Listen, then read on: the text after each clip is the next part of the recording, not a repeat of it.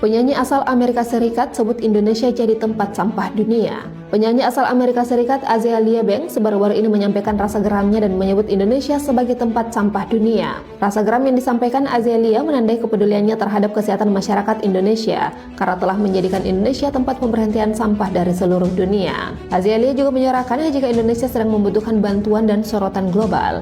Meski diketahui bahwa Azealia Banks merupakan musisi bergenre rap, namun ia juga cukup vokal dalam menyuarakan pendapatnya. Bahkan belakangan ini pandangan Azealia tiba-tiba menjadi bahan perbincangan warganet atas cuitannya di X yang menyebut Indonesia dengan istilah tempat pembuangan sampah global.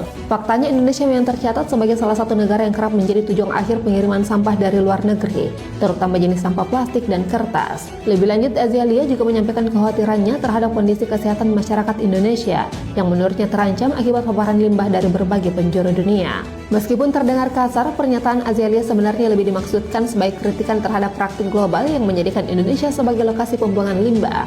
Azealia bertujuan untuk menyoroti permasalahan global di mana negara-negara maju kerap mengalihkan beban pencemarannya ke negara berkembang seperti Indonesia.